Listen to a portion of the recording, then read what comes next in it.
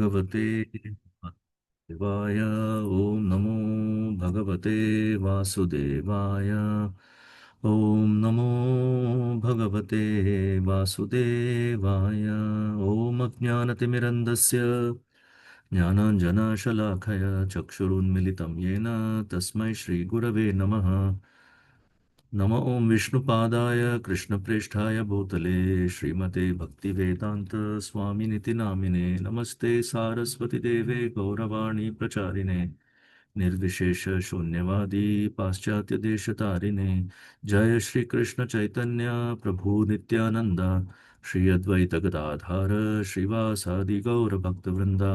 Hare Krishna Krishna Krishna Hare Hare Hare Ram Ram Ram Hare Hare. So Hare Krishna everyone. So before we start today's session, maybe I'll ask anybody would like to just share some points from the last session.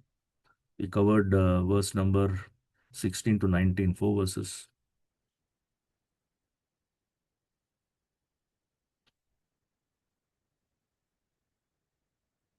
Anyone?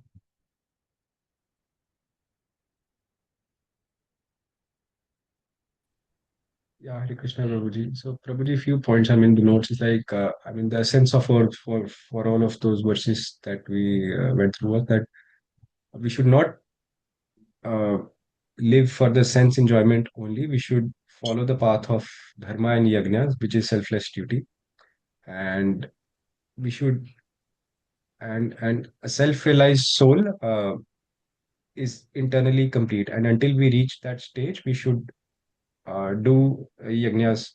Uh, we should try to do yajnas as properly as we can. What do you mean by Yajnas Prabhu? Can you expand on that a little bit? Yajnas for us, it is like, uh, our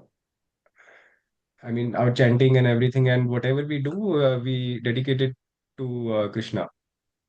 Yeah, correct. Our work and everything, we just dedicate it to Krishna.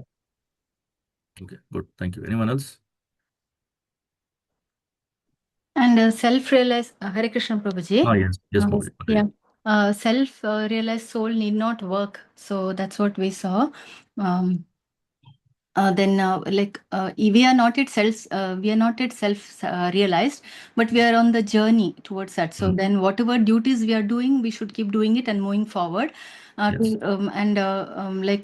Like for example, like Krishna in this one, he says that in a Krishna conscious person, man, does not take shelter of any person or man, demigod. Like anyone who is self realized will not have to take shelter of any of those.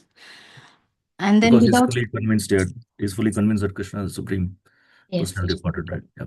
Yes, Prabhuji. And then also, we have to perform our duty without attachment. Like artificially, we should not stop work, but sthane sita, like how you said, no, Prabhuji, like that, we have to keep doing our work, and like without the attachment, like how a cashier works in a bank, like without, Yeah. even if he has cash, he doesn't have any attachment towards it.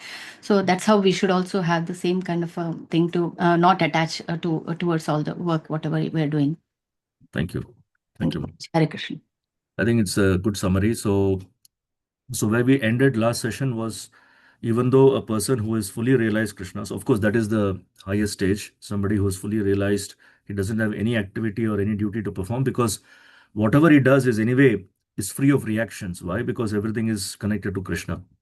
And because Krishna is a supreme pure entity, there's no influence of material modes of nature. Last time we also saw that even if you're in the mode of goodness, you cannot be sustained in that mode of goodness without really transcending the modes, or without really crossing over the modes. You cannot be free of the influence of modes. And only a person who can be connected to Krishna can be really free of the modes. And thus, free of modes means there's no material activities to perform. Whatever you do is fully spiritual, right? And yet we see that such persons are recommended to act because they want to set a good example for others. That is for the perfectly liberated souls. But for persons like us who are still practicing, and we are still are on the journey, we need to purify our consciousness. We need to purify our thinking, our acting, willing, feeling, everything, right? So that's why we have to perform prescribed duties. But the way of purification is to directly engage in the activities of Krishna consciousness. As Mataji also mentioned, sthane sthita. So be situated in your ashram or varna, and yet try to dedicate whatever we can to the cause of Krishna, to his service, to the service of devotees. And that's why we do the sadhana bhakti. So this whole program of practical life is sadhana bhakti, where we try to engage during the day, some part of the day, in the service of Krishna, in remembrance of Krishna, so that all our other activities are purified and we work with that right consciousness. So now, starting from this verse 20th, Krishna will give some examples of great personalities, including himself. Of course, it doesn't say that, but he starts with the great devotees, how we must follow the examples of great devotees. And very importantly, later on, Krishna will say the difference between, rather, Prabhupada will explain the difference between following and imitation, because it's very easy for us to, forget that thin line between following and imitating. It's not a thin line, but we tend to ignore that aspect of what is following and what is imitation. So let's see those points, very important points in this session, Krishna willing. So can I ask, is Shitala Mataji there?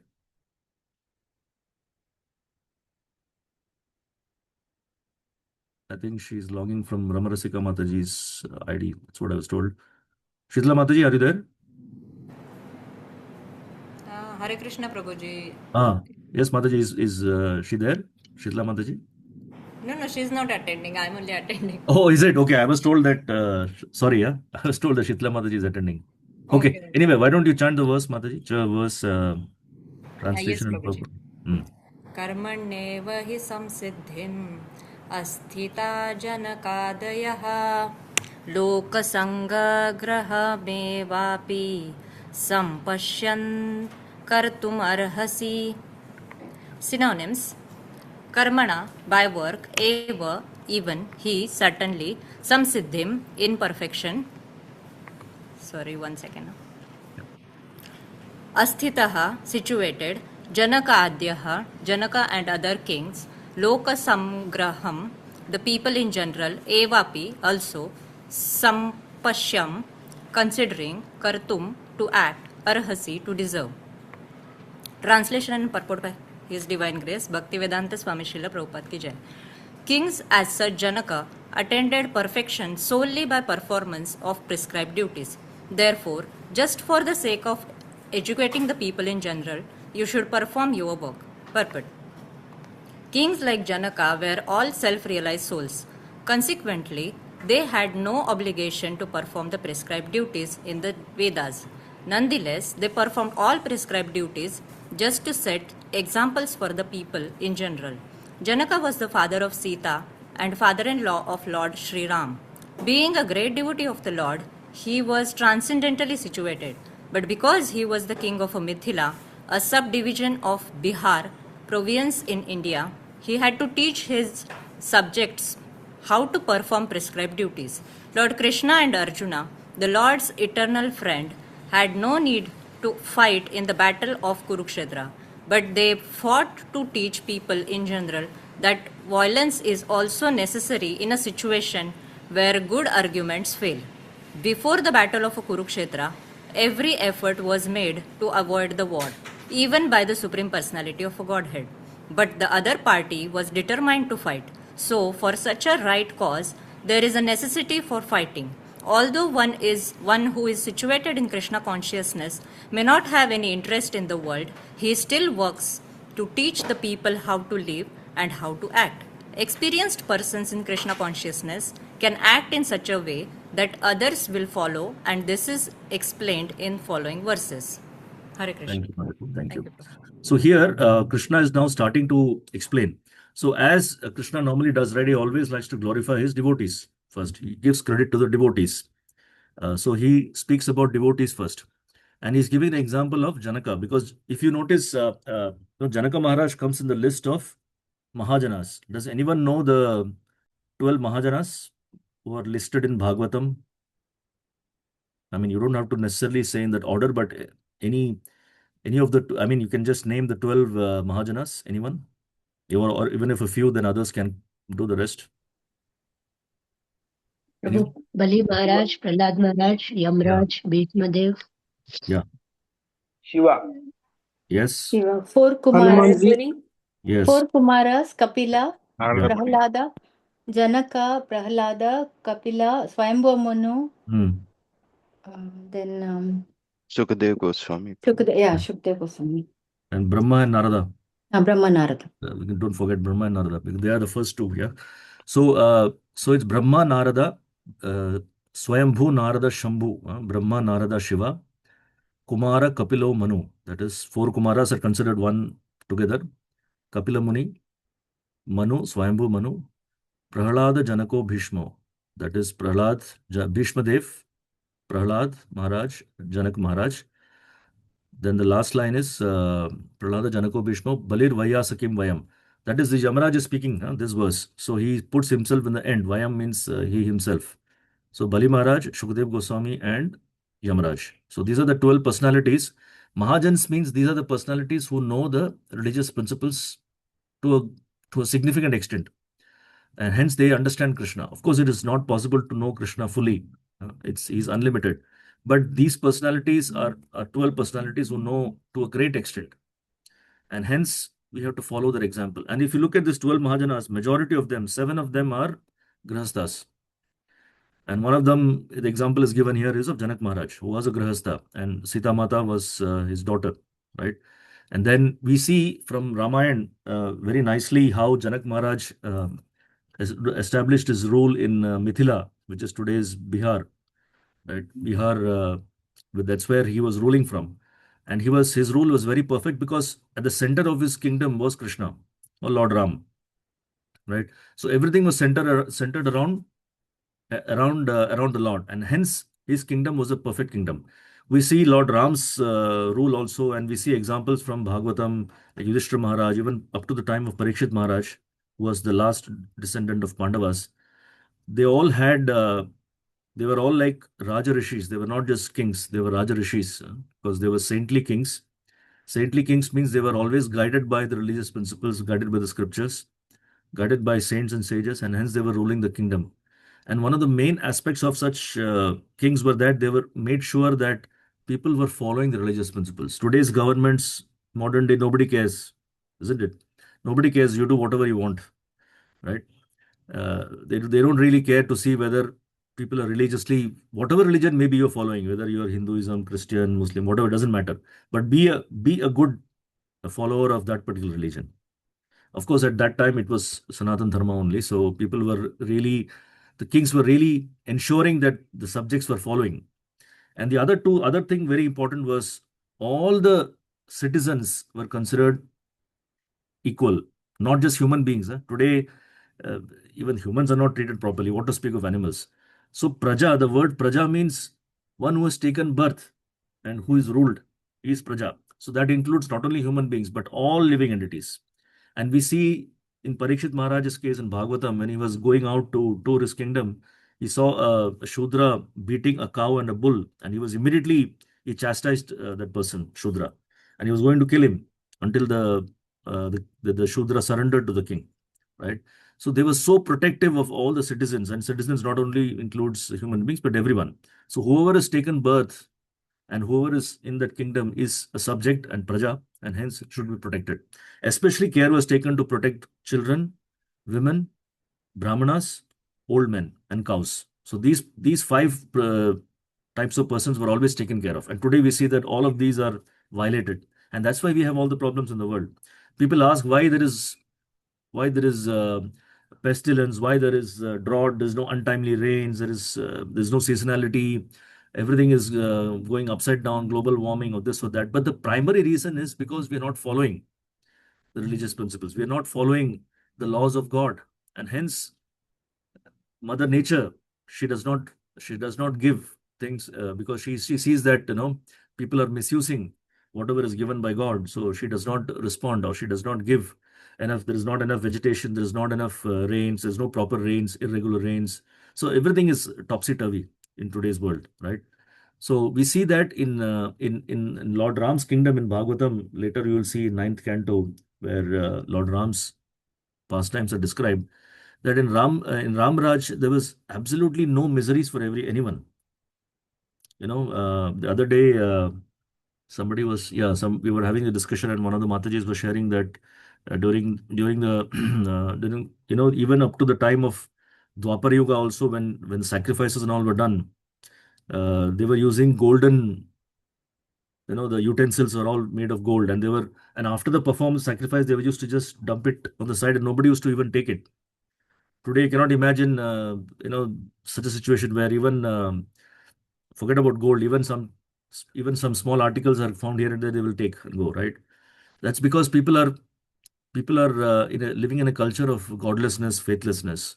Whereas in the time of Lord Ram's kingdom, they had no misery at all, and they had everything in plenty. They were fully satisfied, and they were detached. And more importantly, they were detached from all these material things, because their center of attraction or attention was the Lord. So everything was centered around the Lord. So that is the example that such great personalities set before us, and we have to follow their example. That how to. So king, of course, Janaka was a king. We are not kings anyway, but we have our own homes to take care of, our own families to take care of. So how do you live in such a way that you put Krishna in the center of the family, center of everything? So if you keep Krishna in the center of attraction, then naturally all the other inabilities and all the impediments to the performance of devotional service, everything will go away, and we will do everything in a mode of detachment, in a spirit of detachment, because we fully understand that Krishna is the controller of everything. He is the cause of everything. Like Aham Sarvasya Prabho, like everything is coming from him. So ultimately, our families, we may think that we are running it, we are running the family, but no, actually, Krishna is the one who is managing everything. There is a beautiful statement in one of the purports by Srila Prabhupada, where he says the source of income and the source of maintenance are two different things. Right? We are earning, we may be thinking that I have business or I am earning, I am the source of that income. But actually, Krishna is the one who maintains. Maintenance is done by Krishna. We may have job, tomorrow we may not have job. But who maintains? Us and the family, or families who are dependent on us. Who maintains? It's Krishna who maintains. Krishna is known as Vishwambhara. Vishwambhara means the whole universe is maintained by Krishna. That's why Lord Vishnu takes care of the maintenance. And which better person can maintain other than Krishna? We are nothing actually. So ultimately, we should have the faith that everything is coming from Krishna, everything is sustained by Krishna. So why should we be unnecessarily worried and attached? So naturally, our worries, our attachments are all go away, because it can be taken away by Krishna just like that, right? So we should not be unnecessarily attached. There is some attachment, of course, with family, but excessive attachment is always condemned in Bhagavatam and Bhagavad Gita. So we should always note: are we too excessively attached, over endeavoring for sense gratification? All of these things must be avoided. Must be very balanced life, and the core or the pivot, the foundation of our life must be Krishna. That's how we should slowly cultivate our life in such a way. That's why we live in a society of devotees, so that we are connected and we are always reminded how we must carry out our activities. And in our society itself, there are great examples of senior devotees. Like Devkinandan Prabhu himself is a great example in front of us. We have other senior Vaishnavas like Sudarshan Prabhu, Balakrishna Prabhu, all the senior devotees. They have been practicing Krishna consciousness for close to 50 years now, 40 to 50 years. So they have so much of experience. They have gone through so much also. And as a result, and they've still managed to continue, not only continue, just grow step by step in Krishna consciousness. So these are great examples in front of us, and they are very close to us. We can see them, observe them every day. Sometimes in the scriptures, we feel, oh, they were living in a different age. It's not possible now to follow. But in current yuga also, we have examples. Our spiritual masters are there. They are great examples in front of us, but we may not be with them all the time. So the society of devotees, the congregation where we are, they are devotees. We are sitting and sitting with them, walking with them, exchanging, talking with them on a day-to-day basis, right? So they are the examples in front of us. So we should follow their example. So in this way, it's very important because Krishna consciousness is all about behavior. So behavior means we have to observe how the other person behaves and then try to follow and not imitate. We'll come to that later, but always follow in their footsteps. So according to our time, place, circumstance, our situation, we have to adjust. But the principle of following must be there, that instructions must be implemented in our life. So Krishna is starting now with Janak Maharaj. So that is the purport of this verse. Any comments?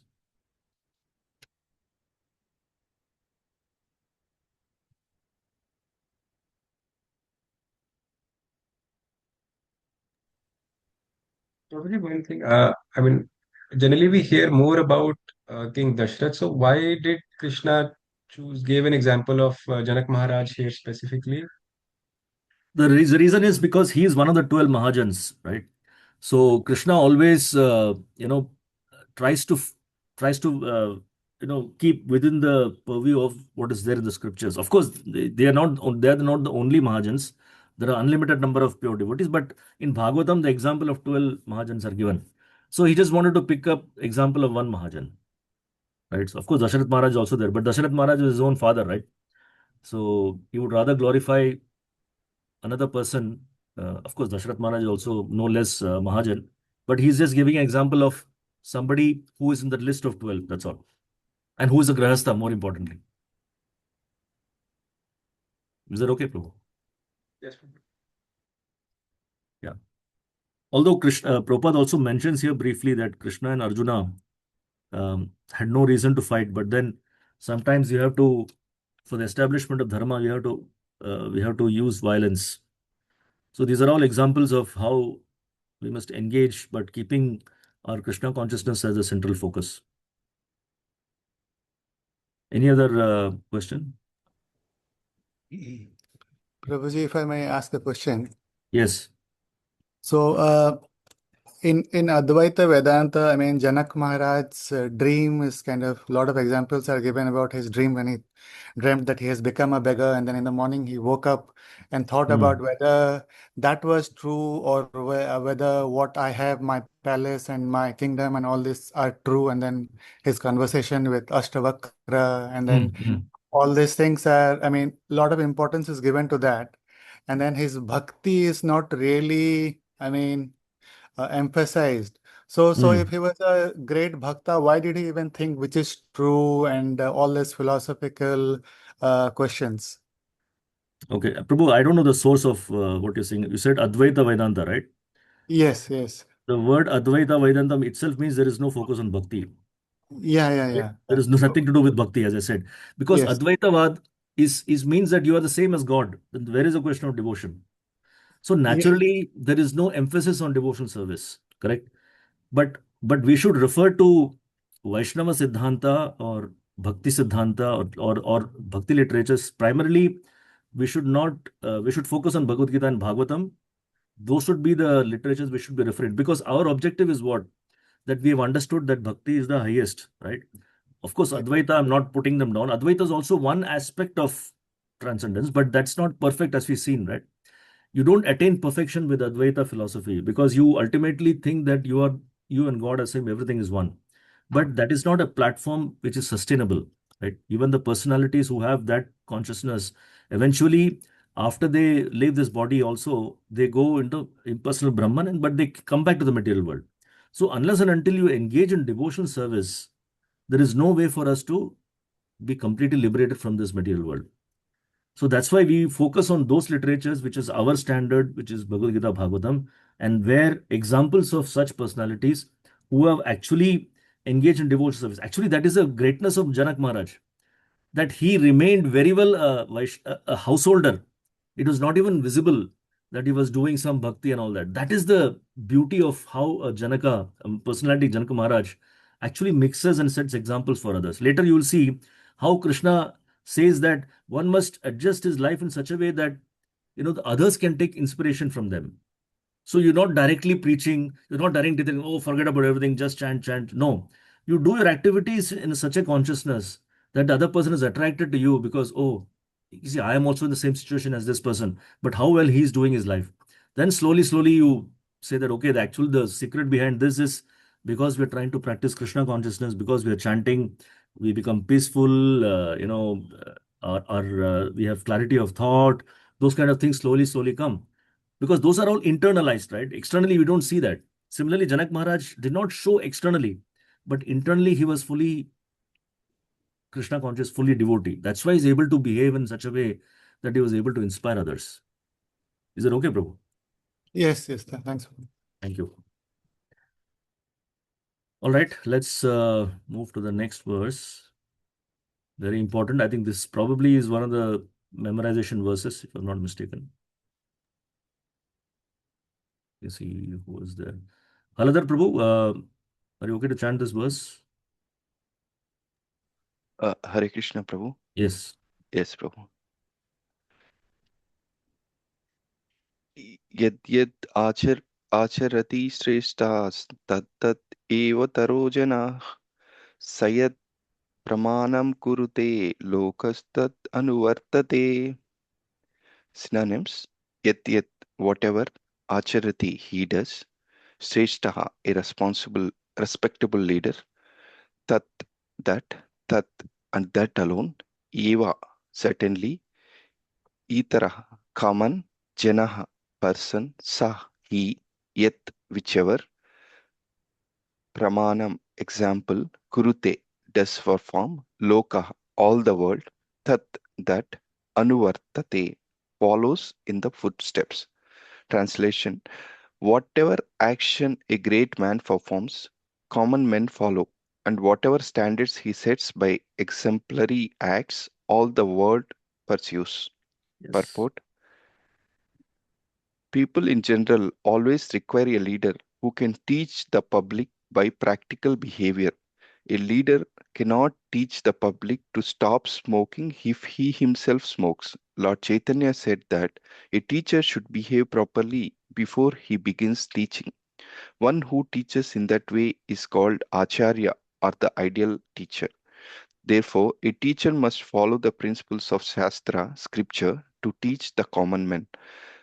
The teacher cannot manufacture rules against the principles of revealed scriptures. The revealed scriptures like Manu Samhita and similar others are considered the standard books to be followed by human society. Thus, the leader's teaching should be based on the principles of such standard shastras. One who desires to improve himself must follow the standard rules as they are practiced by the great teachers. The Srimad Bhagavatam also affirms that one should follow in the footsteps of great devotees, and that is the way of progress on the path of spiritual realization. The king or the executive head of a state, the father and the school teacher are all considered to be natural leaders of the innocent people in general. All such natural leaders have a great responsibility to their dependents, therefore, they must be conversant with the standard books of moral and spiritual codes. Yeah. Thank you, Hare. Prabhu. Thank you. Yeah. So now Krishna is, in general, making a statement. Of course, he would have given other examples, but he's just generalizing now, saying that whatever action a great man performs, common men will follow. Because we always look up to leaders in the society, even within a family, we look up to our parents or grandparents or elderly personalities. That's why children, that's why early last session we discussed that children observe everything that the parents do. So my Guru Maharaj used to say that two things the children always see. One is, how do they earn? Do they earn honestly? Do they earn money honestly? By honest means, we may think that children don't understand, but everything they see, and as we said, no, they are absorbing everything like sponge. And this early impressions that they get during childhood are extremely important. If you read some or you watch some documentaries, I have a habit of watching some documentaries sometimes just to understand the child psychology, right? And most of the time you find like this crime documentaries or anything related to crime, majority 90% of the time it's because of something wrong in their upbringing. They had some disturbed childhood, abusive childhood. Unfortunately, in this age, we have father and mother getting married, having children, then separating, divorces and all that are happening, very common. So the child actually suffers because a child needs both the mother and father. Very, very important. We may think that one parent is enough. Single parenting is very common nowadays. But actually, we don't understand that the Vedic standards is that father and mother both are needed for the child. Because the child gets his needs satisfied from both sides. There are different types of needs. The mother satisfies certain needs, more loving, caring, and the father also has to set good example of different other things, a little more practical ways of doing things. So both examples are needed, right? And because the child does not get that, for this need being unsatisfied, naturally later on when they grow, they develop a different mindset. And that kind of leads to all of the problems in society. right? A child who had a disturbed childhood or a abusive childhood will naturally commit the same offenses later on, right? That's what we see in most of the criminal psychology, is that because they have had disturbed childhood. That's why it's extremely important as parents we are extremely responsible. Otherwise, don't have children. It's not that I'm just producing children and then not taking care of them. No, you have children is, especially in Krishna consciousness, is our duty, because we also have this spiritual responsibilities apart from material duties. So it's like a extra work that the devotee families or devotee parents have. But then we are fortunate that, as I said, we are living in a society. We're not alone. We are living in a society where others also have similar problems, similar challenges. So we can learn and encourage each other. But it's extremely important because a child always watches his parents. Similarly, as Prabhupada writes, innocent people watch the elder, or the leaders in the society. It could be a political leader. It could be like a teacher. Prabhupada writes here, not only just families but teachers. They are all people with very responsible positions. Now, it doesn't mean only male teacher or female. Everybody, like mother and father, the political leaders, they are all being watched by people. They are always in the public lens. That's why something goes wrong, immediately they are, there's a media backlash or whatever that happens, right? Because they're always watched. As a devotee, we have to be careful, because we are actually representatives of Srila Prabhupada and our spiritual masters. And especially because we wear devotee clothing, we are easily visible and noticeable. So anything that we perform when we are wearing devotee clothing is always we have to be extremely careful. I mean, not just externally, but it is all coming from internalization. The more spiritual or we are in the core of our hearts, the more the behavior will manifest outside, which is consistent with their internal philosophy, internal consciousness, right? So it's extremely important. That's why Krishna is emphasizing on this point that whatever action a great man performs, common will follow. And whatever standards he sets, all the world pursues. And Prabhupada mentions in the purport also that, like example of smoker, if he is himself smoking, then how can he ask others to smoke?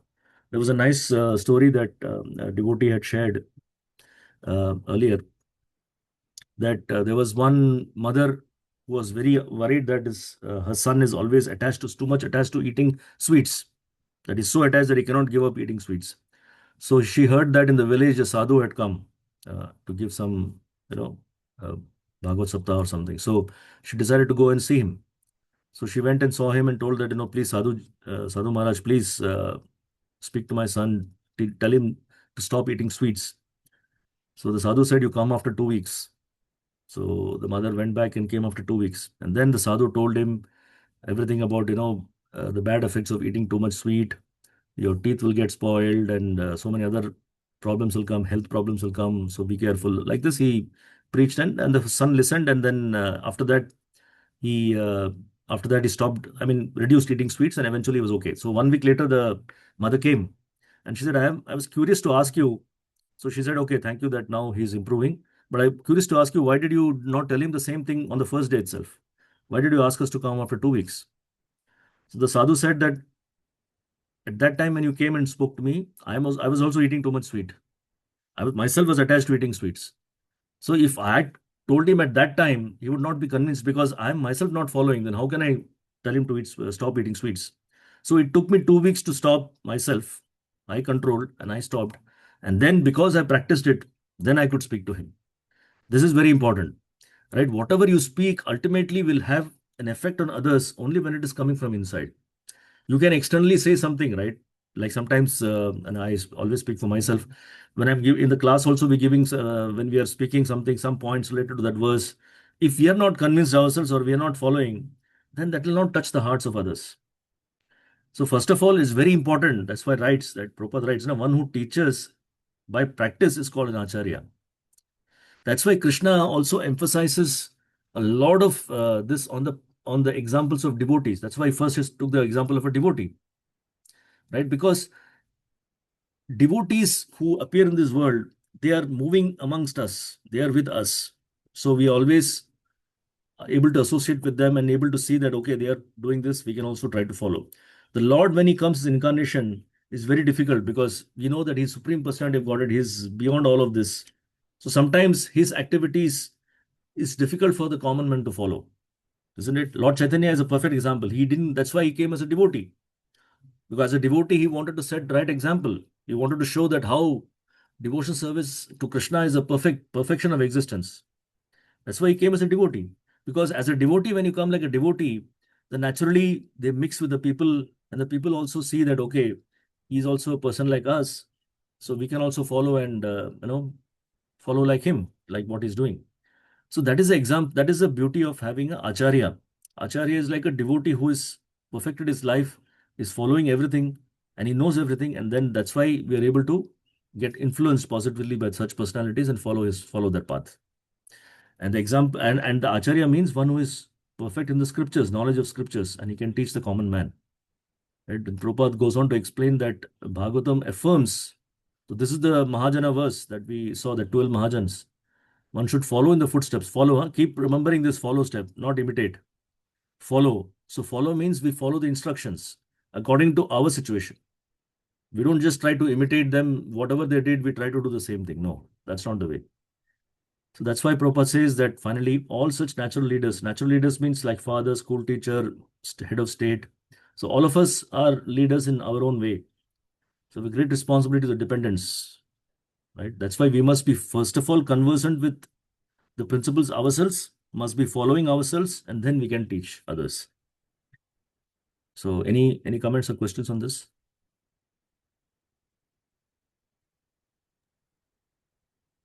Prabhuji, Yeah. you were mentioning that Mahavishnu Maharaj said two things. One was Oh, that yeah, sorry. I didn't complete the other one, right? Yeah, the first thing is you see how the earning happens in the family, that whether the father or mother, whoever is earning honestly.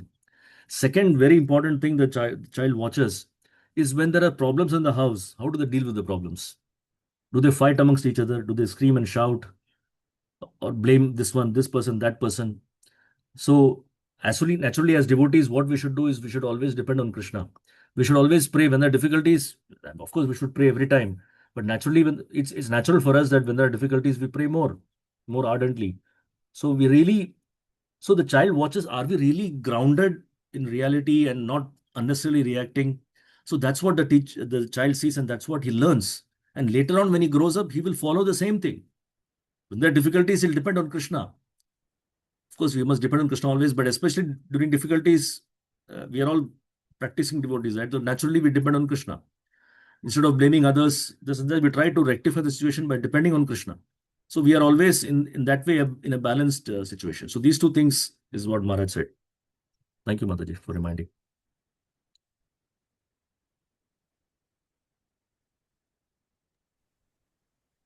Any other comment? Yeah. Hare Krishna, Prabhu. Prabhu, the current situation, the problem is, so what I understand, even the leaders are not qualified, right, Prabhu? I mean, Yes. That's why the common people are also misled.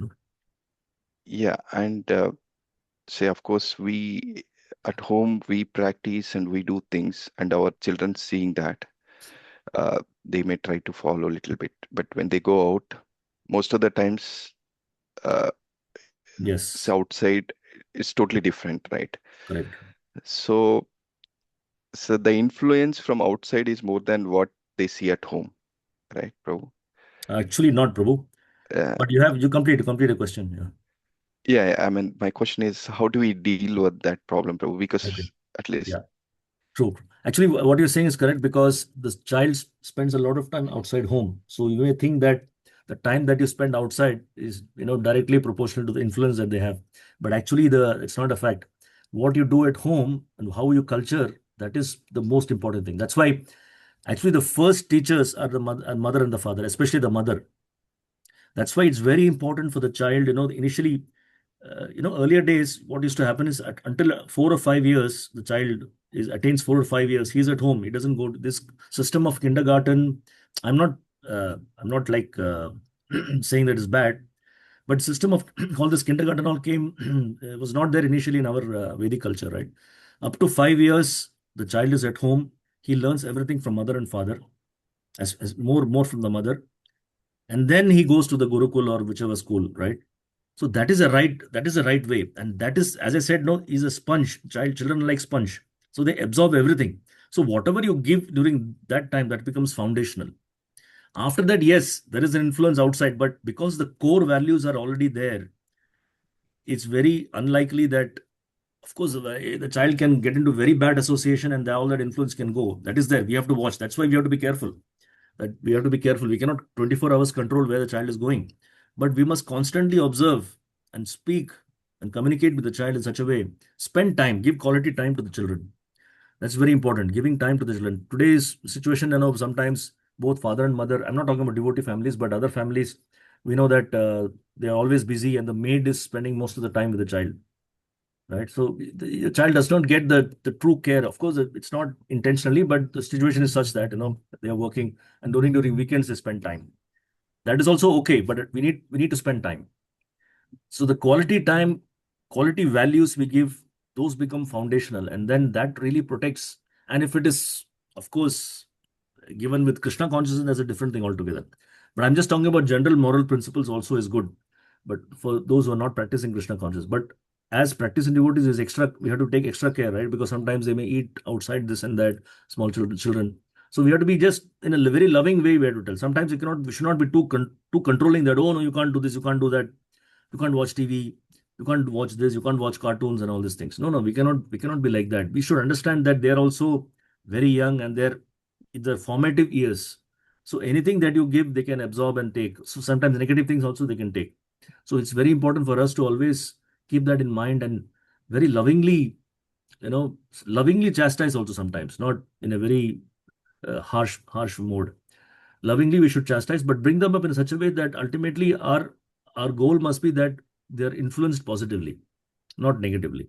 And after that, once we take care of that, even they spend outside time in not so good association, but because the core values are there, Prabhu, is unlikely that they will get distracted. But of course, it's continued responsibility for the parents that we always take care of what they're doing outside. We communicate. That's why we have communicate with the child to understand what problems they're going through. So they should be able to open up. Important thing is for children to open up with the parents. So sometimes I see in families that one parent is a bit strict, one parent is, but that is also good because, you need to have sometimes a stick also, right? You can't help it. You're not beating, but at least that fear must be there. So one parent is a little strict, other parent is very loving. That is also good, right? Because I've seen many times in my own family also, my father was very strict, but mother was not like that. So it helps to have that balance, because you can't be like too loving and too this thing and doting and all this, and then that is also not good. And if both parents are strict, that is also not good. So there has to be balance. So everybody's situation is different. So we have to keep that in mind, that how to bring up the child in such a way that the child has the facility to follow the values that we're teaching in a very open atmosphere. At the same time, the child is able to share. It's very important for the child to be able to share, because as they grow up, they kind of form this halo around them, not halo, something around them that they stop sharing. That age comes, like they start reaching the age of 8, 9, 10. Especially the boys, they stop sharing things. My son never used to share anything with us. So sometimes the wife he will share, sometimes with me he will share, but not like my daughter. So the people are, so depending on their son and daughters, they also have different. So we have to be very flexible in the way we bring up children, the way we teach children, and it is a tight rope walk. It's not easy, right? But we have to be very balanced, and always we must keep as I said, the foundation must be Krishna consciousness.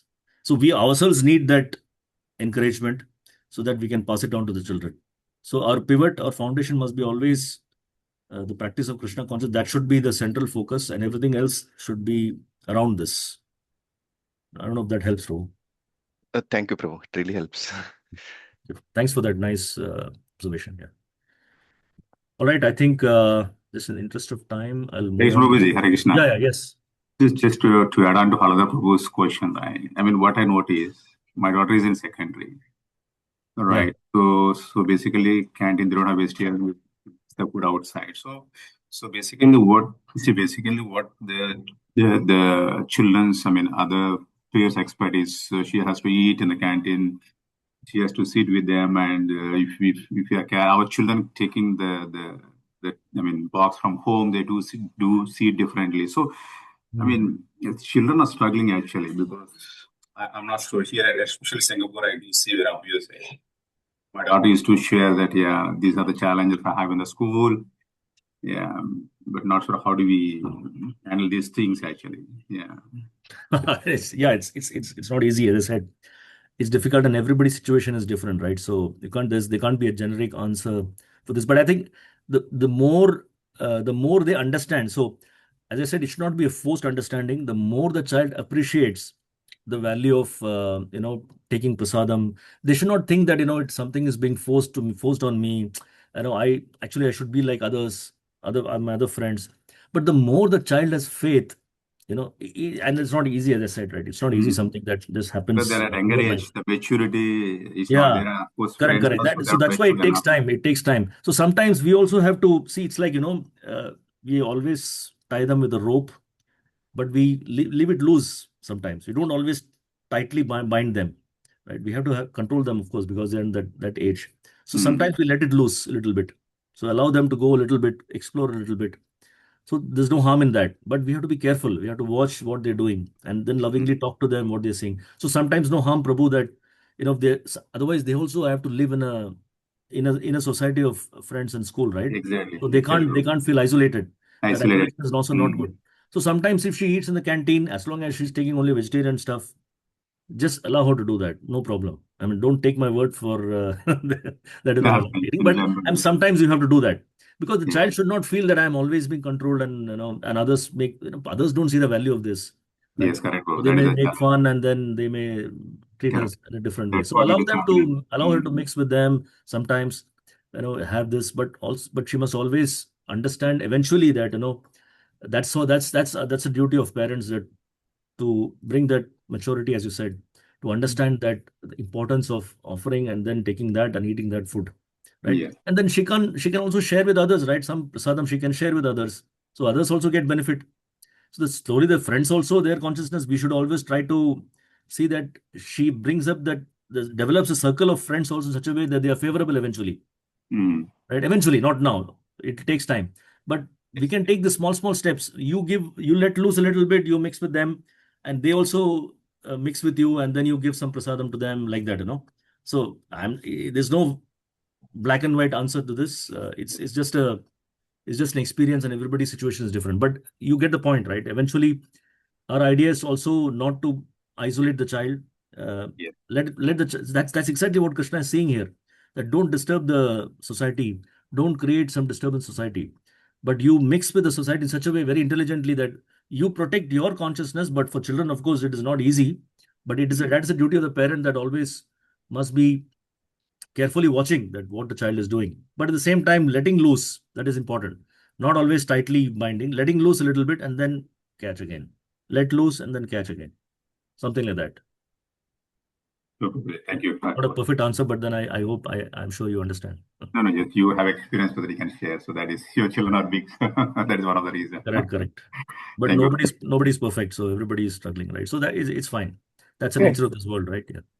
Yeah, sorry, Prabhu. I would like to add one question on top of this.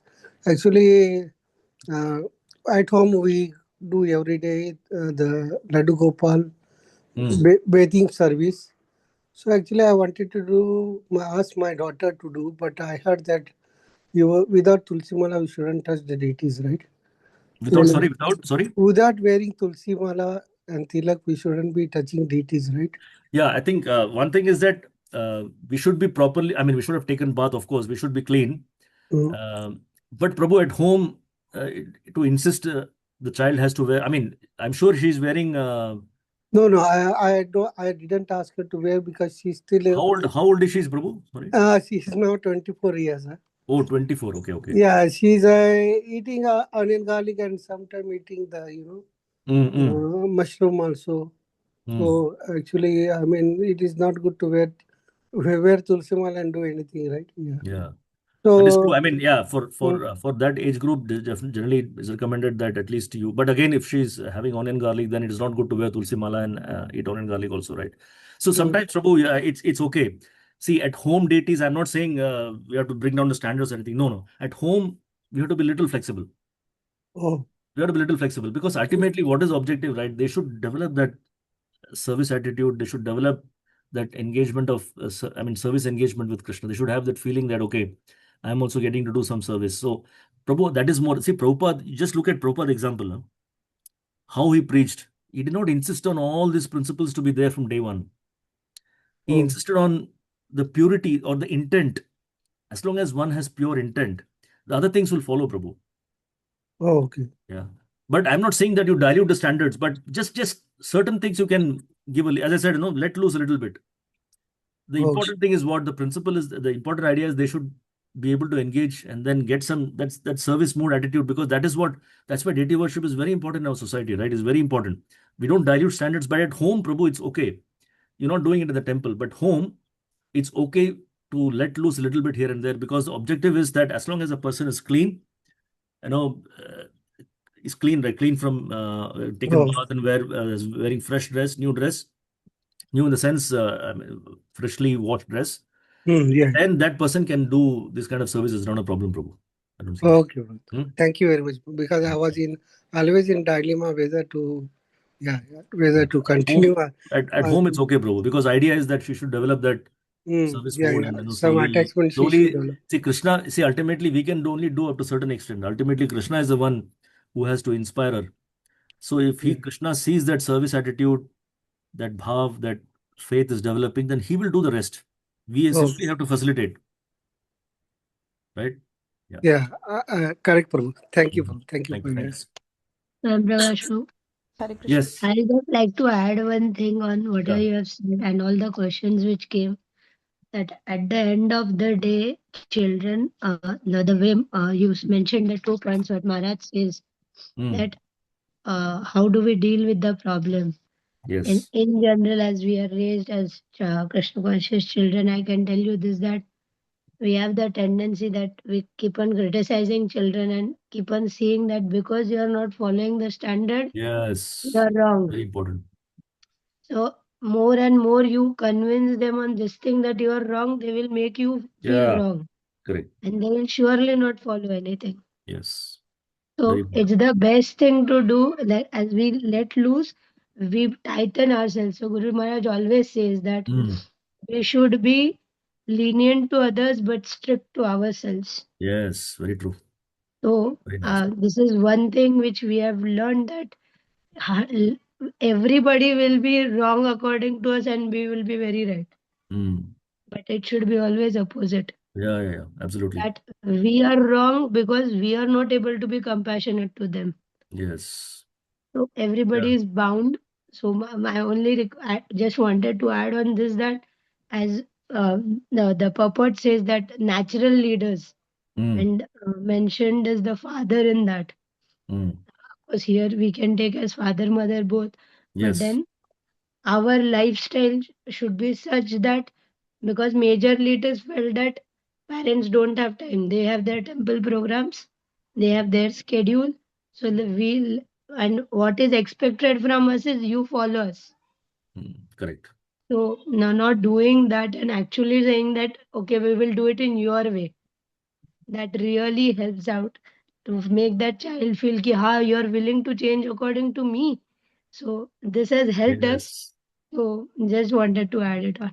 I think what you said, I remember what Guru Maharaj had told, that we are excessively nice to outsiders and we are too unkind or excessively kind to outsiders. Outsiders meaning people outside the home, and we are too excessively unkind to our own people. That's a general tendency, right? Outside we want to be portrayed as a very nice person, but home we can do whatever we want. But we don't realize that the children are watching, and we can't have this hypocritical or this kind of attitude. So we have to be balanced. We should be kind to our own people, of course, because they are dependents. So there has to be some discrimination that we have to exercise for people who are dependent on us.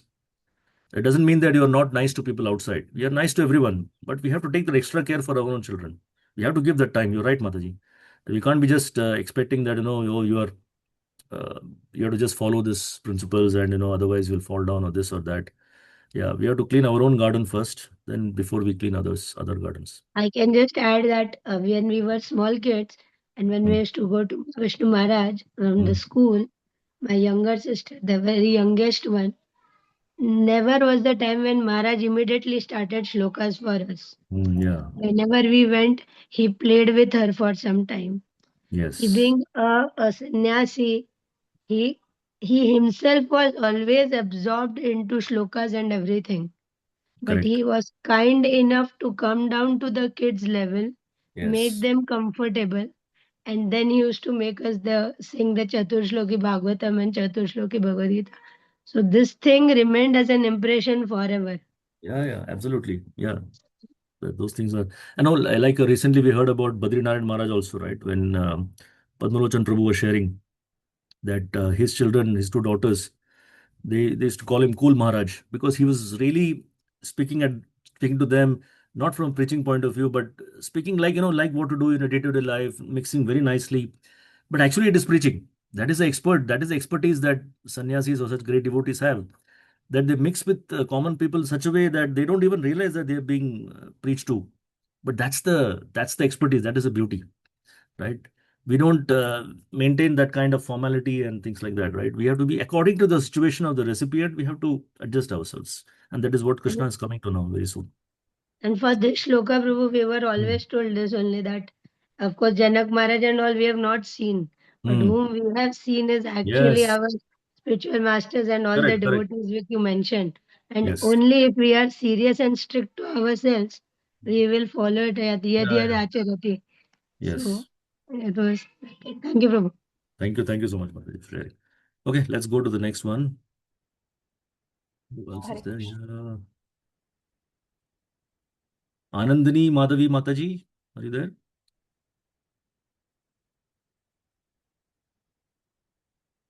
Hare Krishna, Prabhu. Mataji, please chant the verse. न मे पार्थास्ति कर्तव्यं त्रिषु लोकेषु किञ्चन नानावाप्तमवाप्तव्यं वर्त एव च कर्मणि. Synonyms: na, not, me, mine, Partha, O son of Pritha, asti, there is, kartavyam, prescribed duty, trisu, in the three, lokeshu, planetary system, kinchana, any, na, nothing, anavaptam, wanted, avaptavyam, to be gained, varte, I am engaged, eva, certainly, cha, also, karmani, in prescribed duty. Translation: O son of Pritha, there is no work prescribed for me within all the three planetary systems, nor am I in want of anything, nor have I a need to obtain anything, and yet I am engaged in prescribed duties. Purport: the Supreme Personality of Godhead is described in the Vedic literature as follows: Tam Ishvarnam Paramam Maheshwaram Tam Devatanam Paramam Cha Daivatam Patim Patinam Paramam Parasat Prastat Vidama Devam Bhuvanesham Idyam Na Tasya Karyam Karanam Cha Vidyate Na Tat Samas Chabya Adikas Cha Drishyate Parasya Saktir Vivida iva Shruyate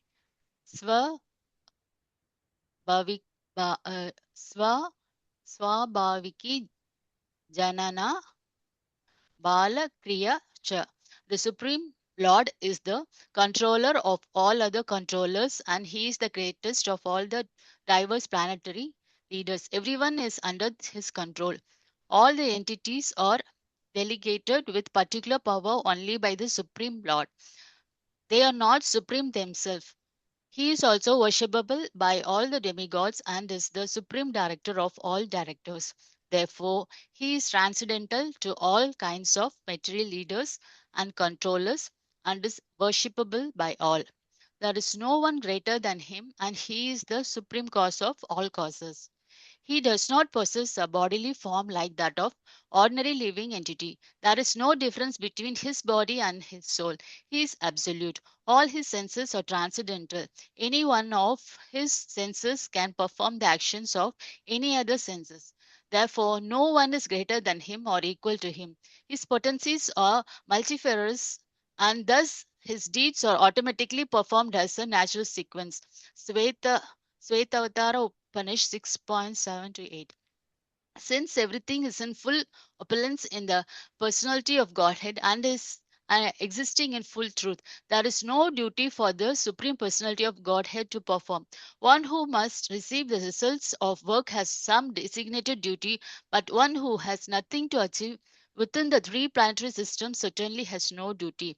And yet, Lord Krishna is engaged on the battlefield of Kurukshetra as the leader of Kshatriya because the Kshatriyas are duty bound to give protection to the distressed. Although he is above all the regulations of the revealed scriptures, he does not do anything that violates the revealed scriptures. Hare Krishna. Thank you, Mataji. So here now Krishna is directly speaking about himself. So he says that, of course, there is no work prescribed for me within the three planetary system. In the 4th chapter, Krishna will repeat this point, like, there's no work that is prescribed for me here. He's mentioning that for the first time here. Nor am I in want of anything, nor I have a need to obtain anything. So why do we work in this material world? Because we are in want of anything, or we have a need to obtain anything. That is the reason, right? There is a motivation for us to work in the material world. And that's why we're engaged in duties or work. But Krishna, he's self-sufficient, he's self-satisfied, he's known as Atma Rama. He doesn't need anything. In fact, he does not even need Srimati Radharani or any of the devotees in the spiritual world also. He's absolutely self-satisfied. But why does he engage in these activities? First is in the spiritual world, because he wants to exchange that mellows of rasa, or the different types of rasas he wants to exchange with his devotees. And the devotees also have a desire to exchange that kind of rasa. So he's just reciprocating. He's not in need of anything. So even in the spiritual atmosphere also, Krishna actually is self-satisfied, doesn't need anything. Then what to speak of material? Because there's nothing material in Krishna. Everything is fully spiritual. So, but yet Krishna appears in the material world. He engages in the duties. He stays. It does, like when he came as Krishna, when he came as Lord Ram, of course, he set the perfect example. He's known as Maryada Purushottam. Right? He performed perfectly, established everything. When he came as Krishna also, he did something. But of course, as Krishna, many times some of his actions were not, externally at least, did not appear to be according to the religious scriptures or principles. But yet he's beyond all this anyway. He's beyond all these mundane principles and moral principles, because he's the Supreme Personality of Godhead and everything comes from him. But yet he engages in prescribed duties just to set the right example. And later on, Krishna will speak that, what if I do something which sets a bad example? What is the effect of that? What would happen if I perform something not correctly? Then what is the effect of that? And the Prabhupada supports in the purport here that just to establish his supremacy, right? Krishna's supremacy. Krishna is not an ordinary person. He is supreme. So Prabhupada explains there's a control of all controllers, greatest of all leaders. Everybody is worshipping him, serving him. His body is not like an ordinary body like ours. See, our body is known as sharir in Sanskrit, sharira. Sharira, the meaning of sharira means that which decays. Kshiryate iti sharira. Kshiryate means that decays or degenerates. Our bodies are like that, right? It is born, then it stays for some time. Then, as there are 6 types of transformation that the body goes through, it produces some byproducts, then dwindles. Eventually, as we grow old, the skins and all, it doesn't remain smooth anymore. It dwindles, and then finally the body is given up. Correct? So the body does not, it is always decaying. Whereas Krishna's body is not like an ordinary body. Krishna's body is known as Vigraha. Vigraha means it's a spiritual, not even, we should not call it body, but Vigraha or Murti. So it's not like an ordinary living entity's body. It's just completely spiritual and is absolute, as Prabhupada writes here. And the beauty about Krishna's Vigraha is that one of his senses can perform the action of any other sense. Angani yasya sakalendriya vrittimanti. Therefore, no one is greater than him and no one is equal to him. So Krishna has such inconceivable potencies. He's omnipotent, he's omniscient, he's omnipresent. Nobody's like him. So naturally, he has no material duties to perform, right? He's completely full. So Prabhupada writes very nicely, the one who must receive the results of work has some designated duty, but one who has nothing to achieve within the three planetary systems certainly has no duty. And Krishna certainly has nothing to achieve because everything belongs to him, everything comes from him. And yet the Lord was engaged in the battle of Kurukshetra, and he played the role of a Kshatriya. A Kshatriya's duty is to protect the citizens. Kshatrayate iti Kshatriya. To protect the citizens from violence or hurt, the duty of Kshatriya, and he played that role perfectly. Even as Lord Ram, he played the role perfectly. And finally, Prabhupada writes that although he's above all the regulations of revealed scriptures, he does not do anything that violates the revealed scriptures. And this is we need to understand a little more in detail, because externally he may be doing something, but he's above all this anyway. So he's not controlled by the revealed scriptures. That is where the distinction of following and imitation comes. Right? Again, be always clear when you read these verses. There is a difference between following and imitation. And we should always be remembering to follow, not imitate. Okay, so that's the summary of this verse. Any comments or questions on this verse? Prabhu, please correct me if the thought is right. The same statement can be applied to Srila Prabhupada also, right? Where he was actually done with all his duties and Yes. everything, Yeah, absolutely. but he left that Damodar Mandir temple room Yes. just because on the instruction of his Guru Maharaj. Yes, absolutely. In fact, everybody was against his decision to go, right? Saying you already retired and you should just be relaxing now. But remember the first meeting with his spiritual master, that instruction stayed with him, and he was just looking for the right opportunity to execute the instruction. So he definitely had a higher purpose to serve, and he was very focused on that. Yes.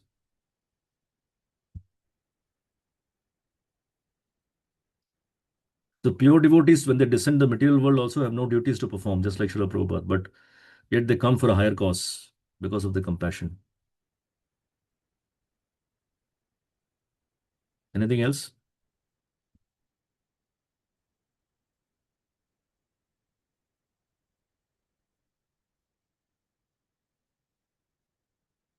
All right, let's go to the next one. Now Krishna will continue to speak that why it's important for him to act.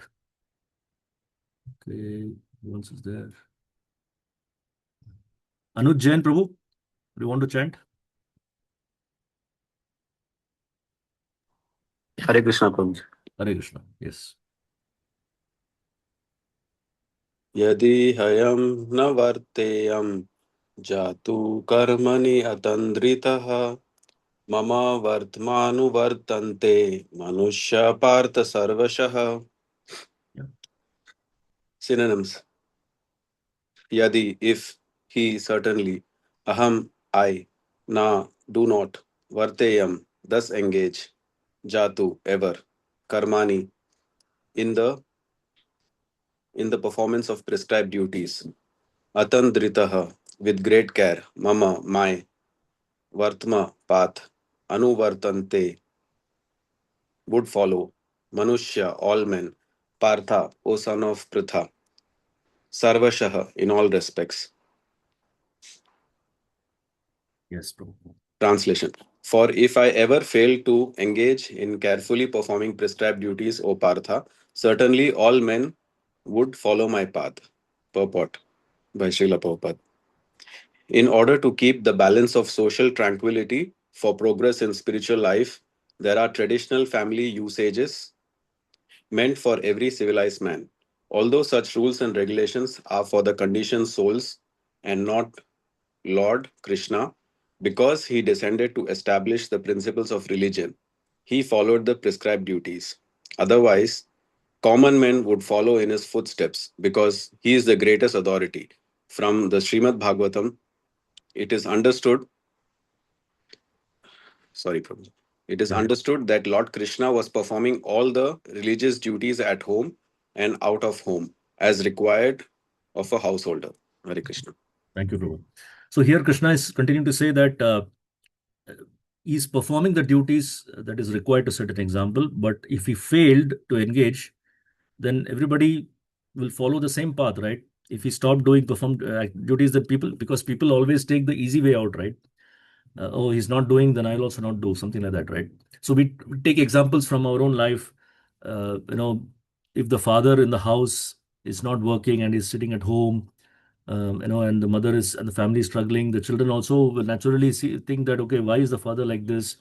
So it's very important that as leaders, natural leaders, not only spiritual leaders, but even at material standpoint, even the leaders that we are coming across in day-to-day life, they also set the right example. And if they don't do, then the effect of that, as we have discussed earlier, also is not good. It has adverse effects on the society at home, society, country, and globally also, right? So Krishna is telling very clearly that it's very important to set the right example. And here the example of Srimad Bhagavatam is very important here in the 10th canto, rather from Krishna book. If you read Krishna book in Dwarka, so this particularly relates to Dwarka. So when Krishna was living in Dwarka, we know that, as married to 16,108 wives, and for each of the queens had her own palace. And Krishna had, obviously being Krishna, he expanded himself into for each of the 16,108 wives. So there were so many Krishnas, and each home had a particular one form of Krishna, is not different from Krishna. He himself. And Narada Muni once came to visit Dwarka. So when he came to visit Dwarka, he entered one palace. There Krishna was playing with his children. And then other house Krishna went. Krishna was performing some sacrifice or some yajna or something like that. Another house, he was just simply sitting and talking to his wife, one of the queens. Then another house another palace he went, Krishna was honoring prasadam. Then like this, he went from palace to palace, and Krishna was doing different things, but all within the confines of religious principles, nothing immoral, right? He was living like a very respectful householder, and he was very lovingly dealing with his wife, queens, and also children. So this is the example we should take. Now, we can say that, okay, I should follow this instruction. Or I can say I can imitate. I also will marry many wives. That is other extreme we can go to, right? That is imitation. So remember, always follow, always follow. Follow means we take the instructions and implement in our life. Imitation means I just copy what the other person is doing. So very, very important. And that is what Krishna is saying, that please, if I don't perform particular activity, then people just follow my example. They will also do the same thing in their own situation. That's why it's very important that, from this episode in Bhagavatam, we understand that Krishna, in fact, used to get up very early in the morning during Brahma Muhurta time. He was having all opulence even in Dwarka. He was served by his queens and so many maidservants, but he didn't have to do anything. But he would get up very early in the morning, and he would take bath and then sit and perform some meditation. So Prabhupada writes there in Krishna book that Krishna was meditating on whom can he meditate on? He can only meditate on himself, right? So Prabhupada writes that we should follow that example and not imitate. Imitate means I will also meditate on myself, right? Early morning when we're chanting, we're thinking about ourselves. Oh, how great a devotee I am. How great I am. How such a good example I've set before my family like this. That is our own glorification. That is not the purpose of chanting. Chanting means you are remembering Krishna. You're always taking Krishna's names, remembering Krishna. So the following means Krishna was meditating on himself as Supreme Personality of Godhead. So we have to meditate also on Supreme Personality of Godhead. That is what is the meaning of following. So he set an example so that others can follow in his footsteps. So we have to get up, as we discussed. Prabhupada set up the system that early morning we have to perform a devotion service. That is the most favorable time. So we do Mangalarti, we do chanting, and a little bit hearing whatever is possible before we start our work or duties. Because once we start our duties, we are sucked into that. We don't have quality time to spend then. That's why the early morning time. So Krishna did that. He could have very well gotten up at 8 o'clock, 9 o'clock in the morning, like most of the people do in the material world, right? If it is not a working day, then we keep sleeping, get up at 11, 12. And it's a very, that's how the whole day goes, right? Saturday and Sunday. But no, Krishna did not do that. He got up very early in the morning, he took bath, and then he was sitting to meditate on himself. So we should take that example, that we should also get up in the morning, take a bath, do Mangalarti, chant Krishna's names, chant our rounds and remember Krishna always, because that is the best time to performed spiritual activities, because the whole atmosphere is charged, with the mode of goodness at the early morning time. So this is how, in summary, Krishna is telling that how important it is to follow. That's why to set the right example is very important. That's why very important not to set the wrong example and to set the right example. That is what Krishna is talking about here. Any comments here on this verse? It's a very short purport. Prabhu, can you Which explain the canto is first? it? I'm sorry, Amit. 10th canto. You look at Krishna book. That is the easiest, Prabhu. Krishna book. Do you have Krishna book with you, Prabhu? Yes, Prabhuji. So it is a later chapter. There must be some Krishna's activities in Dwaraka. I think the chapter is titled like that. So you look for that chapter in the index, then you read the chapter. Prabhuji, one question related to that, and I mean, not to the purport, but generally when you start reading Bhagavatam in the first canto itself, I mean, it is written that you should not jump to 10th canto before finishing the first 9 cantos. Yes, but Krishna book is okay, Prabhu. You can read Krishna book anytime. Okay, Prabhu. Because Krishna book, the reason why Prabhupada wrote Krishna book is because Prabhupada was not sure, because of his old age, whether he would be able to finish translating 9 cantos. But Krishna, of course, wanted Prabhupada to write, but of course, Prabhupada felt that he may not be able to finish. That's why he immediately took a summary of 10th canto and put it in Krishna book. And that is an authorized way, and anybody can, even a child can read. So for reading Krishna book, you don't have to read the 9 cantos, because Prabhupada has presented Krishna in such a beautiful way that anybody can understand. Right? That we don't have to, of course, that doesn't take away the fact that we have to read the 9 cantos. But in your own pace, you can read 9 cantos, but Krishna book you can read anytime. Otherwise, it was getting very frustrating that I can't read the 10th canto first. No, don't worry about that, because without reading Krishna book, you cannot understand 10th canto also. Okay. Because the reason is Prabhupada did not translate all the chapters of 10th canto. He translated only up to 13th chapter, 13th. There are 90 chapters in 10th canto. So majority of the chapters are not translated by Prabhupada. So even if you come to 9th canto and go to 10th canto, you can only truly understand. I'm not saying that the translation is not correct, but Prabhupada is Prabhupada, right? Nobody can replace Prabhupada. So that's why he wrote Krishna book. So real study of 10th canto can also be done by reading Krishna book.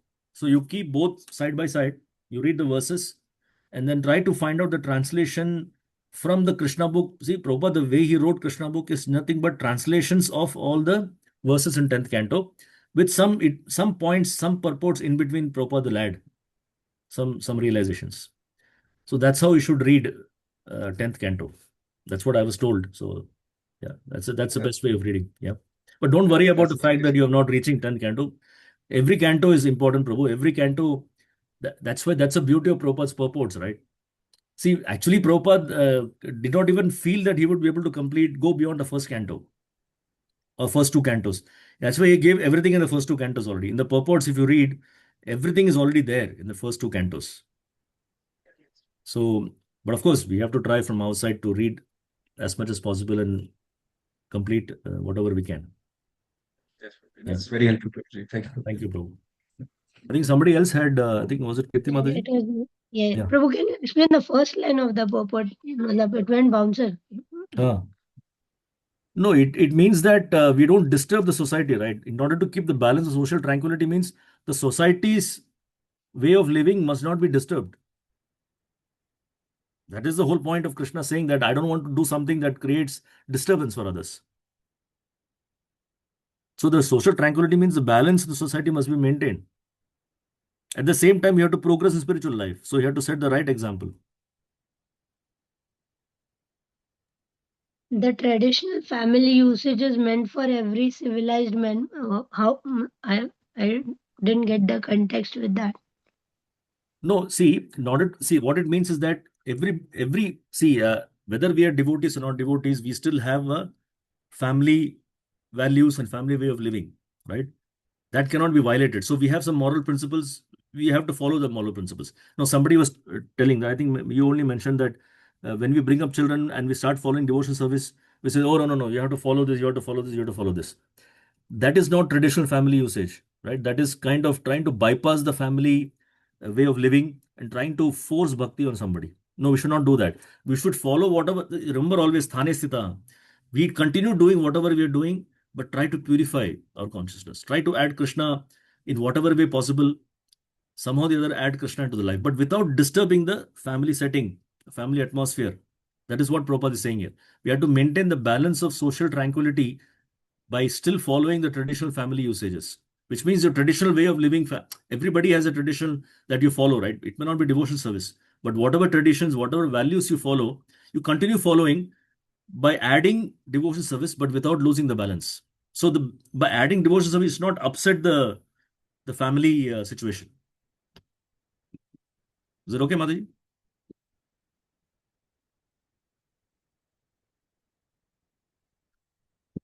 Looks like you're not convinced. I said yes. Sorry, I was on mute. I said yes. Thank you. Okay. All right. Okay, let's try to finish one more verse. Let's look at this.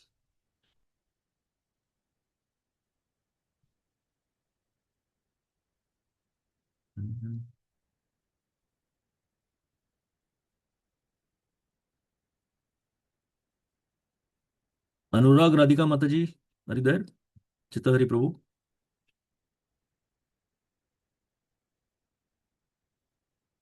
Yes, Prabhu. Yeah, please chant the verse translation. उच्छिदेयुरिमे लोकान् कुर्यां कर्म चेदहं शङ्करस्य च कर्ता स्यामुपाहन्यमीमा प्रजाः. Synonyms: Utshedu, would be put into ruin. Ime, all these. Loka, worlds. Na, not. Kuryam, I perform. Karma, prescribed duties. Chet, if. Aham, I. Sankarasya, of unwanted population. Cha, and. Karta, creator. Syam, would be. Upahanyam, would destroy. Imaha, all these. Prajaha, living entities. Translation: if I did not perform prescribed duties, all these worlds would be put into ruination. I would be the cause of creating unwanted population, and I would thereby destroy the peace of all living beings. Purport: Varna Shankara is unwanted population which disturbs the peace of general society.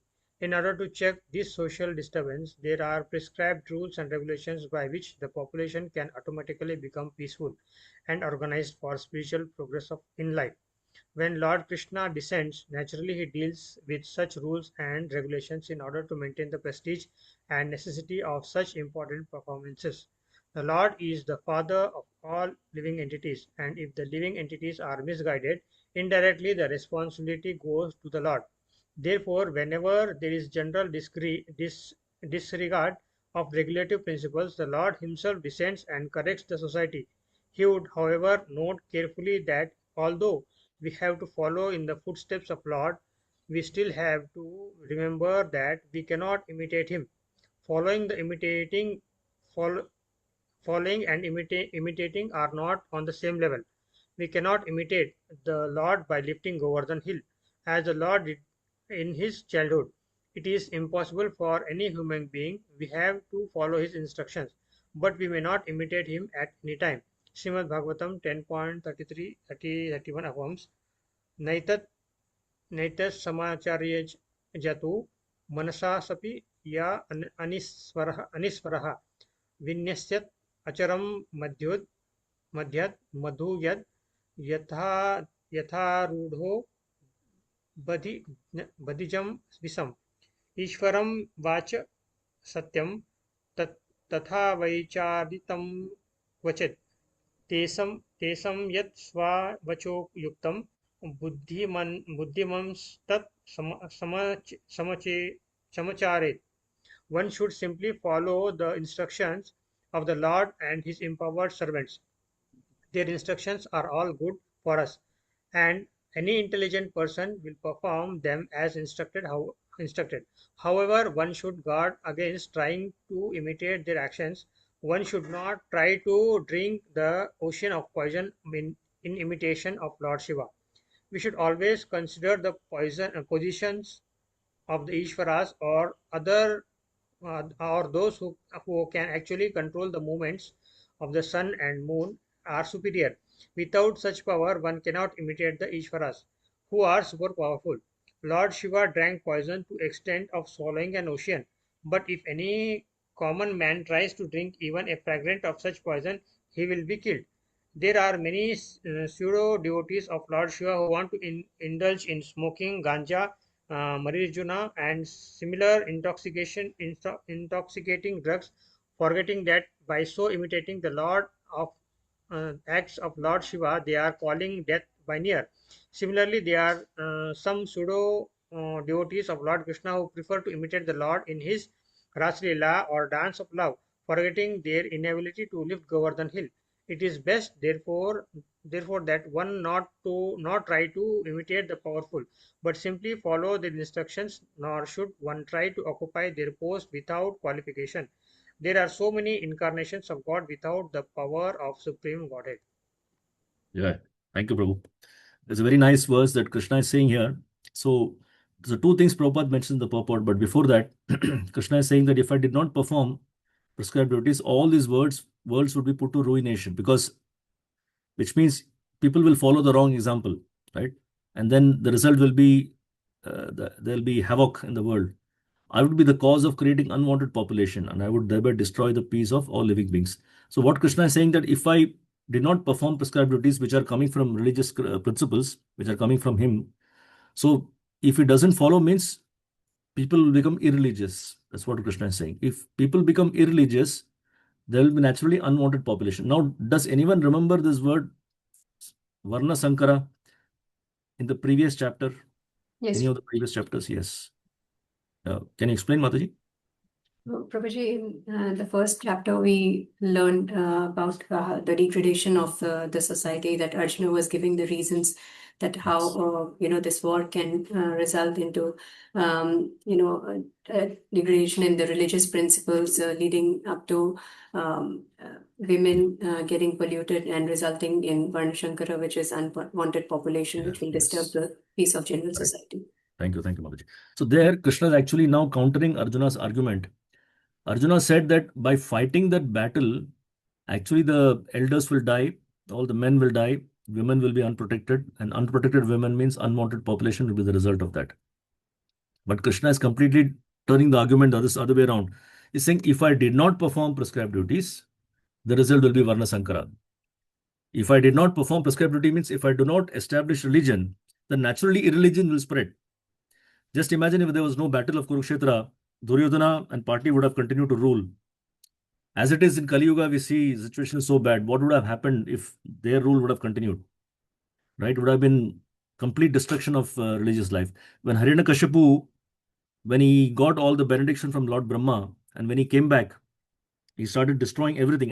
And specifically, he told his followers to do few things. One is, he said, wherever there is yajna or sacrifice, just completely destroy the place.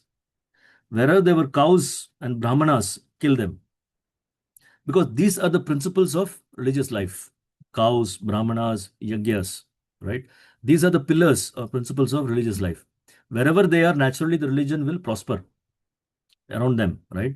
But that's why Hiranyakashipu told, because he knew very well that where does religion, he was himself very scholarly person. So he knew exactly which are principles of religion, how to destroy them.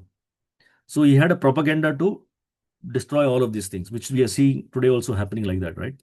So Varna Sankara comes by not by not performing your duties, which one may think that it is committing violence or that will lead to Varna Sankara. But Krishna is telling that if you do not perform your prescribed duties, if you do not follow religious principles and establish dharma in your family, in your society, as you go expand your circle of influence, then that will lead to Varna Sankara actually.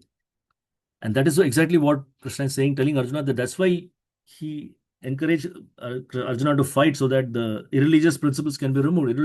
Religion can be removed and religion can be established. And if he had not done that, what Krishna is telling Arjuna, that if we don't fight now, then everything will be destroyed. Then he would be the cause, because Krishna is the supreme authority. Everybody understands, ultimately should understand the Krishna's supreme authority. So he would indirectly be responsible, as Prabhupada writes. The Lord is a father, and if living in it is a misguided, indirectly the responsibility goes to the Lord. Therefore, Lord, as a Supreme Lord, he takes responsibility for everything. So, a very important thing is responsibility. Take responsibility for whatever actions we are taking. That is the substance from this summit substance of this particular first paragraph, that we have to always take responsibility for our actions. As leaders in the society, in the family, we have a great responsibility, and we must carry out the responsibility to the best of our abilities by following the scriptural codes or religious principles. Otherwise, the result will be Varna Sankara. Varna Sankara means unwanted population, means in our own way, what it means is that we will create the next generation which will be unguided or misguided generation, next generation, right? So they will not have proper values to follow because we didn't follow and we did not pass it to them, pass these values down to them, right? So that is why it's an extremely responsible position for every one of us, actually, not just those who lead a society, but everyone is a leader in their own right. So mother, father, even elder brother and elder brothers to their younger siblings, they also become leaders. So sometimes children look at other children and learn far better than their own parents, right? So the brother and sister, they will look at each other, they will learn from each other more than they learn from the parents because they are in the same generation.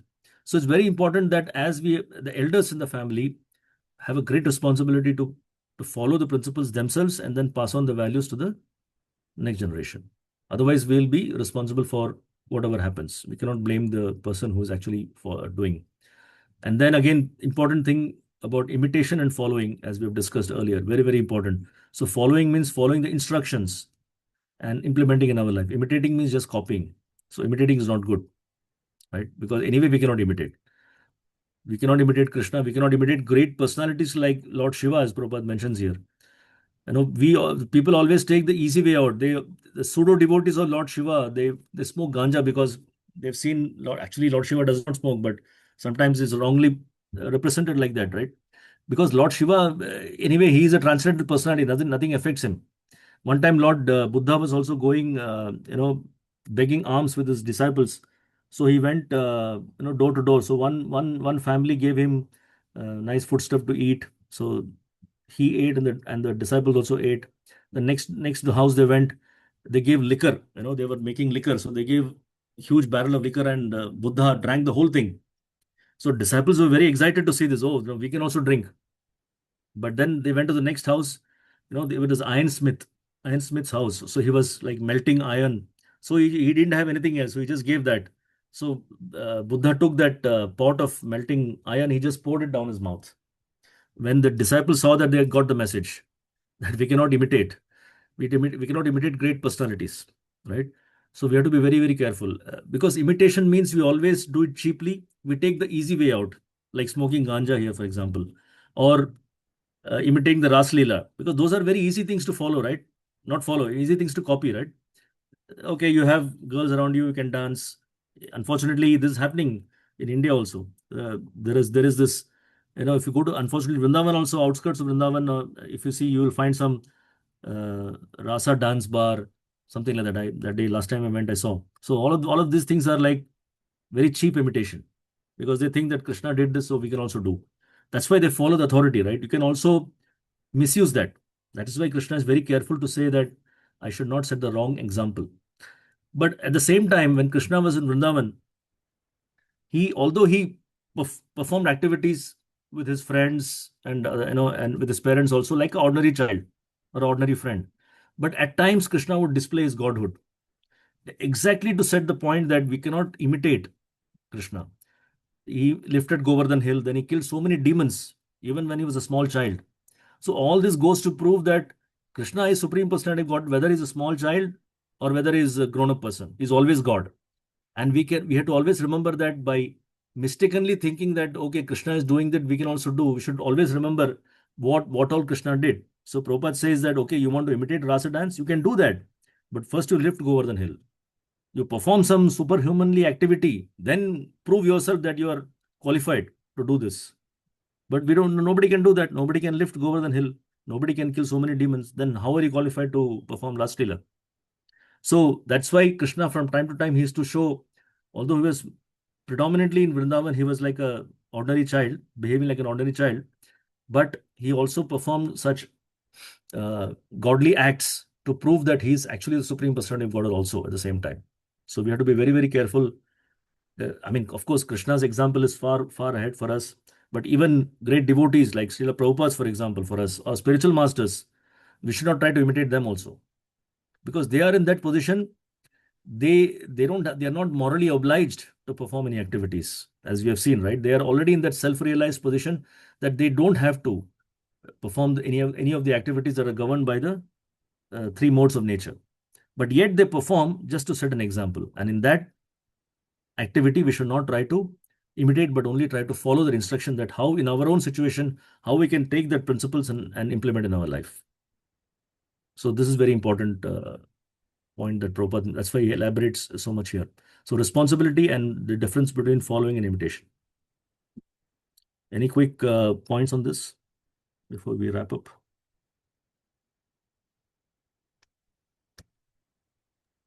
Prabhuji. Yes. Just Prabhupada explains in the purport, just one line, I'm reading now. The Lord is the father of all living entities. Sorry, the second part of the second part or first part, Prabhu? No, the purport, Prabhuji. Yeah. The Lord is the father of all living entities. Yes, this one, right? Yeah. And if the living entities are misguided indirectly, the responsibility goes to the Lord. Yes. So this is happening heavily. I mean, we know because of influence of Kali Yuga. So, I mean, my understanding is, of course, whatever society does, whether devotee or non-devotee, doesn't matter, but it goes to him. Is that because he's a father to us in general? Yeah. So, Prabhu, so yes, it is true that whatever the Lord sets an example that common men follow, that's a general principle. But the Lord has never set any bad example for us, actually, right? That's why even if he's performing some activities like Ras Leela and all that, he's qualified to do that because he can also lift the Govardhan hill, right? But unfortunately, we don't understand the Supreme Lord's position. We think of vast majority of the people think that he's an ordinary person, he's a historical person, maybe a very powerful person. And because we don't understand that, that's why we do activities that is not following but imitation. So in that case, we cannot hold the Lord responsible, because he very clearly set the boundaries, set the example. Now, if somebody is not following it, you cannot blame the Lord for you can hold the Lord responsible for that, whatever is the outcome of that, right? Are you getting the point? Yeah, that is true. Yeah. No, that is true. Even though, for example, our children, we do follow, but because of influence of the society, they take the wrong path, actually. I mean, of course, we try. But yes. Can't do much. I mean, in that sense. Correct. Yeah, I mean, it is happening a lot nowadays. The influence is so high. What I see, for little principles is getting degraded. We do see in offices, even I also do struggle. So absolutely. The respect still that is there.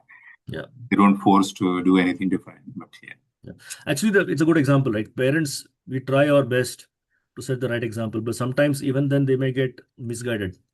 So if they end up doing something, although ultimate responsibility lies with us, but our law system is such that ultimately only the person who has performed the act gets punished, right? Not those who are, the parents are not punished for that. Yes. So in a way, although the parents are responsible, but there is a limit. There's a limit to which we can try our best, but even despite that, things can go wrong, right? So that's why you cannot really blame the parents in that case. Similarly, here, the Lord cannot be blamed for something that he has given he has given the example, he has given the religious principles, he has given the scriptures. Now, if he still choose not to follow, then you cannot really blame the Lord for that. Yeah. It's our duty to follow. Yes. And if we follow and then yet there are mistakes, then of course you can say that, okay, maybe it's the Lord's responsibility, but that's not the case. That's what I want to clarify, because Prabhupada is saying it's the responsibility of the Lord. So how it can become a Lord's responsibility? Because he doesn't set any wrong examples to follow. Correct. Okay, clear. Now, just I'm trying to understand the context of Prabhupada. Yes, that's why Prabhupada always makes it a point that two things. One is the acharyas or the pure devotees are there to teach us by example that what actually is the Lord's intent. What is the Lord want us to? How does the Lord want us to behave? Because we may say that Lord is not here now. How do we know? That's why there are acharyas, there are pure devotees to teach us exactly how to follow the Lord's example by they themselves setting the right example, right? So that's why we have to follow the devotees, follow the great personalities who have actually acted it out in this material world, and then we take their example. And as we said, the current system also, we have our gurus and our senior devotees and so many people in the society whom we can learn from. So there's no way we can actually be misguided in a sense, unless and until it is our own wish to not follow, right? Ultimately, you cannot, put a gun to somebody's head and say that you have to follow. It has to be a personal responsibility also. If that we don't do, then we can't blame anyone. Yeah. And the second point is Bhagavatam. Always Prabhupada mentions that Bhagavatam, see, when Krishna left, he left behind Bhagavatam because Bhagavatam is non-different from Krishna. And the whole ISKCON society, the Krishna consciousness is centered around Bhagavatam, propagation of Bhagavatam. All the values, everything is taken from Bhagavatam, and examples of devotees are there all over the place.